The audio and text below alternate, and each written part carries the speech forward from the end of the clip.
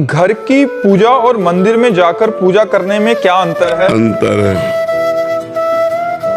घर की पूजा मंदिर में जाकर, फिर तीर्थ स्थान में जाकर, फिर धाम में जाकर, इसमें विशिष्ट फल है। जैसे घर में आप 1000 माला जपें और गौशाला में जाकर के 100 माला जपें और देवालय में बैठ करके, जिससे भगवान के प्रसिद्ध देवालय है, 1 माला जपें, तो 1 माला आपकी 1000 माला के बराबर होगी। आप वृंदावन धाम में जपें 1 माला 1,00,000 माला के बराबर जा पर, 1 माला 1,00,000 माला के बराबर जा पर।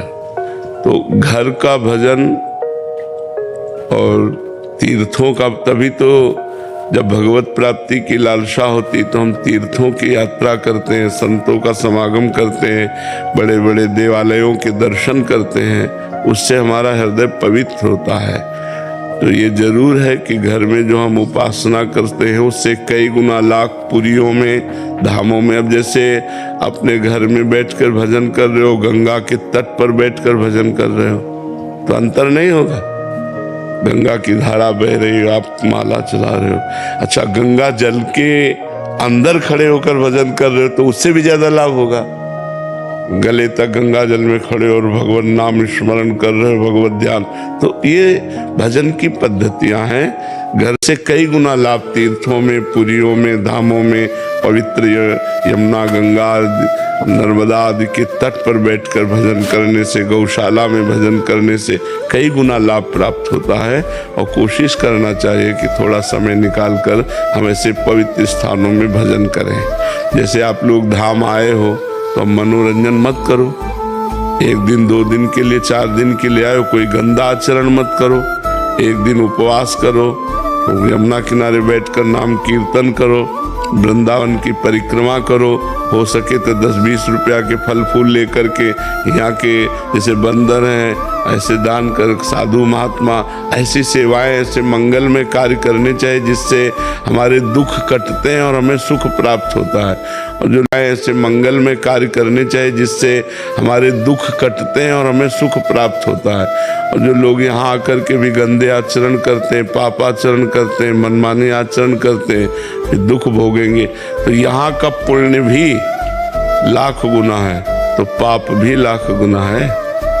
ये बात समझो, अगर पाप किया तो वो भी लाख गुना है, वो आपको दंड, भारी भयंकर दंड देगा, क्योंकि धाम का किया हुआ पाप है। सर्वत्र किया हुआ पाप धाम में प्रवेश होते ही नष्ट हो जाता है, लेकिन धाम का किया हुआ पाप फिर आपको कहाँ नष्ट होगा। धाम ही कृपा करे तो नष्ट हो सकता नहीं, भोगना पड़ेगा, वज्र की लीक होता है। ऐसा क्या क्या करें जिससे नाम जप खूब अधिक से अधिक हो? पवित्र भोजन सबसे पहले, जैसा खाओ अन्न वैसा बने मन।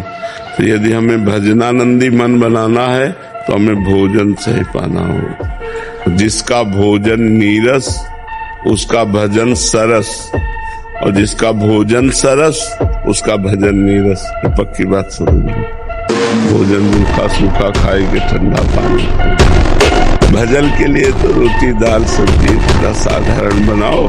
भगवान एक छवि ले लिए, छाती से लगाए घूम रहे हैं तो उसको भक्ति भाव नहीं आ जाता, प्रेम आ जाता है। जब एक छवि में, अष्टधातु की मूर्ति में, पाषाण मूर्ति में, काष्ठ मूर्ति में हम भावना कर लेते हैं कि मेरे भगवान हैं, तो मुझे अनुभव होने लगता है कि मेरे भगवान हैं, उनको भोग लगाते हैं, पाते हैं, बड़ा आनंद आता है और वास्तविक उसकी सदगति हो जाती है।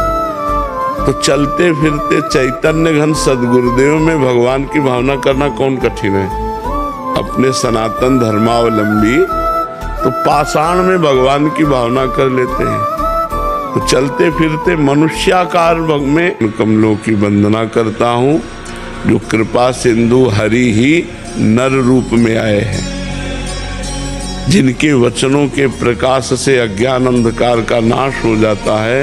वो साक्षात परब्रह्म, गुरुर् ब्रह्मा गुरुर्विष्णु गुरुर्देव महेश्वरा, गुरु साक्षात परब्रह्म, तस्मै श्री गुरुवे नमः। तो हमें शास्त्र की बात माननी पड़ेगी, संतों की बात पर श्रद्धा करना पड़ेगा।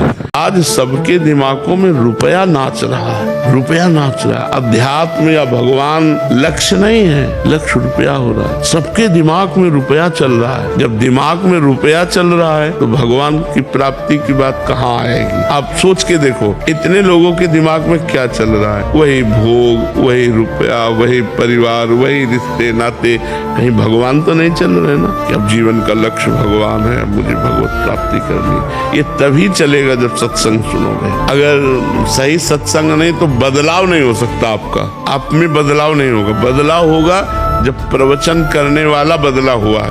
प्रवचन करने वाला अध्यात्मवान है। ये वेश अध्यात्म थोड़ी है। अध्यात्म तो हृदय का विषय होता है, वेश अध्यात्म नहीं है। अंदर विषय वासना, मान प्रतिष्ठा, रुपया पैसा तो पाखंड ही तो है। वही उसी को पाखंडी कहते हैं। अंदर अध्यात्म हो, वो जब हम बोलेंगे तो आपको ऐसी बातें आएंगी, मन जलने लगेगा, अच्छे मार्ग में चलने लगेगा। पर संत संग मिलना बड़ा, अगर संत संग मिल गया अमोघस्य निश्चित भगवत प्राप्ति हो जाएगी, निश्चित कल्याण हो जाएगा। मिल रही ये अनंत जन्मों पुण्य पुंज बिन मिले न संता। तुम्हारे कोई सुकृत एकत्रित हुए, भगवत कृपा हुई तो ये सौभाग्य मिला। अब चूको मत, लोक पर लोक के सारे सुख तुम्हें प्राप्त हो जाएंगे। तुम खूब राधा राधा राधा राधा नाम रटो और भगवत लीलाओं, रामायण है, भागवत है, गीता है, इन शास्त्रों का स्वाध्याय करो, अच्छे आचरण से चलो, सुखी हो जाओगे यहाँ भी और परलोक में भी। चिंता ना करो, भगवान सब कुछ देने वाले हैं, उन्हीं का। जब माया पटक दे, गिरते हुए देखा, किसी को फिसलते हुए देखा होगा, उसकी एक्टिंग क्या होती है? वो सबसे पहले आसपास देखता, कोई देखा तो नहीं। अगर किसी ने देख लिया तो मुस्कुरा देता है, यार गिर गए। नहीं, बस ऐसे ही है, आसपास देखो किसी ने देखा तो नहीं, फिर अंदर से यार गिर गए। अब फिर हमें खड़ा होना है और चल देना है। वही गिरा नहीं पड़ा रहता कि यार गिर गए तो भी यही पड़े रहे, फिर झरिया दिया और फिर चल दिया। तो ऐसे ही माया हमको गिराती, काम क्रोध लोभ मोह मद मत्सर, ये उसके फिसलन है।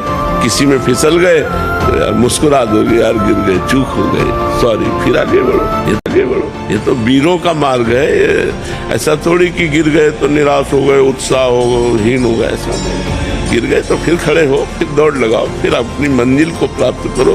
बिना लक्ष्य प्राप्ति के हमारे कदम रुकने नहीं चाहिए। भले गिरना कोई आश्चर्य की बात नहीं, लेकिन गिरकर पड़े रहना ये आश्चर्य की बात है। अपने लक्ष्य तक न पहुंच पाना, अपने गोल तक न पहुंच पाना ये कायरता है। गिर गए ठीक है, लेकिन हम फिर दौड़ लगाते हैं। हमारा गिर जाना स्वाभाविक है, क्योंकि शिव विरंची का मोह ही बड़े बड़े ईश्वर कोटि के महापुरुषों को मोहित करने के सामर्थ्य माया रखती है। शिव विरंची का मोह को है बपुरान, अस जिए जान भजी मायापति भगवान। तो हम तो जीव हैं, ईश्वर कोटि के जनों को भी माया लुभायमान कर लेती है। इसलिए हमको निराश नहीं होना, उदास नहीं होना, हताश नहीं होना, आगे बढ़ते ही जाना चाहिए।